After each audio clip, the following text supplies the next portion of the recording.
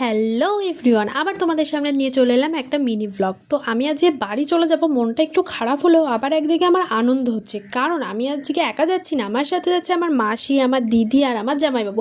যাওয়ার আগে বাবানকে একটু আদর করে নিলাম, বাবানের মনটাও কিন্তু একটু খারাপ দেখে বোঝা যাচ্ছে। তারপর গাড়ি করে এতটা রাস্তা যাব, মাঝখানে একটু না দাঁড়ালে হয়? তারপর মাঝখানে এক জায়গায় দাঁড়িয়ে আমরা কিন্তু চা বিস্কিট সবাই সব কিছু খেয়ে নিলাম। আর আমার কিন্তু শরীরটা খুবই খারাপ লাগছিল, গাড়িতে আমি চড়তে পারছিলাম না।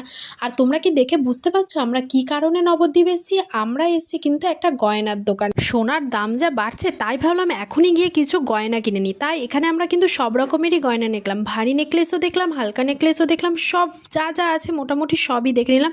আর একদিকে কিন্তু আমার মাও চলে এসেছে, আর দিদিকে বলছি তুই তো আমার বিয়ের গয়না দেখতে এসে নিজেই গয়না কিনে নিলি। আর দিদি বলছে এটা কিন্তু খুব ট্রেন্ডিং চলছে, তেঁতুল পাতা ডিজাইনের গয়নাটা। আর এই গলার নেকলেসটা হলো 2 in 1, একটা নেকলেস হিসেবেও পরা যায়, আবার গলার চোকার হিসেবেও পরা যায়। আর এদিকে আমি দেখে নিলাম হলো গিয়ে মানতাসা কিন্তু আমার দারুণ লাগে।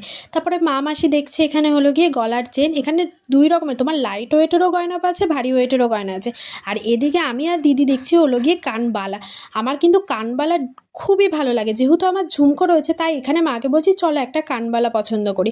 তারপরে দিদি এখানে একটা দারুণ নেকলেস পরেছে, পুরো গলা ভরাট করা। তাই আমি দিদিকে বলছি এই নেকলেসটা কিন্তু আমিও পরবো, তুই আগে পরে দেখে নে কেমন লাগছে। তারপর কিন্তু দিদি এখানে একটা সীতাহার পরে নিল, এই সীতাহারটাও কিন্তু দারুণ। আর তোমরা কি জানো আমরা কোথায় এসেছি? আমরা গেছি নবদ্বীপ চারিচারা বাজার অশ্বিনী গোল্ডে। অশ্বিনী গোল্ডের কালেকশন তো আমাদের দারুণ লেগেছে। তারপরে এই দেখো আমিও কিন্তু নেকলেসটা পরে নিলাম, আর এটা কিন্তু হলো ঝালর নেকলেস। আর আমার কিন্তু ক্রাউন নেকলেসের থেকে ঝালর নেকলেস বেশি ভালো। তারপরে এখানে একটু লাইট ওয়েটের সীতাহার দেখে নিলাম, আর সীতাহারগুলোও কিন্তু দারুণ লাগছে, পার্লের ওপরে সীতাহার। তারপরে দেখে নিলাম হলো গিয়ে বালা। বিয়ের মোটামুটি সব গয়নাই কিন্তু আমরা দেখে নিয়েছি। তাহলে কি তোমরা মনে মনে ভাবছো আমার বিয়ে নাকি? আসলে না না, আমার বিয়ে না। তো বিয়ের জন্য তো গয়না কিছু বানিয়ে রাখতেই হবে, বলো? যে হারে সোনার দাম বাড়ছে, তাই জন্য কিন্তু অল্প অল্প করে গয়না আমরা দেখে নিচ্ছি। তারপরে আমরা নিচের ফ্লোরে চলে এসেছিলাম রূপোর কিছু জিনিস দেখতে। রূপোর কিন্তু এখানে ঠাকুরের সব কিছুই রয়েছে, ঠাকুরের পদ্ম ফুল, জবা ফুল, 108 মালা, তারপরে গাছকৌটো, এভরিথিং যা যা তোমরা রূপোর দেখতে চাও। এবং কি রূপোর শাখা বাঁধানো, পলা বাঁধানো, গলার নেকলেস, আর সবই ভালো লেগেছে।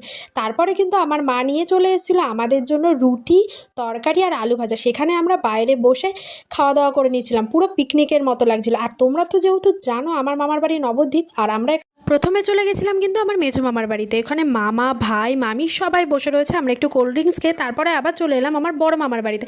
বড় মামার বাড়িতে এসে আমার মাকে দিয়ে দিয়েছে সেলাই করতে। এর জন্য আমার দিদির ওপর একটু রাগ হয়ে গেছিলো, ঝগড়া করছিলাম যে আমার মা এখানে এসেও তোর জামা কাপড় সেলাই করবে। আমার মার কি একটু ঘুরতে ইচ্ছা করে। তারপর আমার বড় মামি মিষ্টি নিয়ে এসে, আর এদিকে আমার জামাইবাবু আর ভাই মিলে আইটা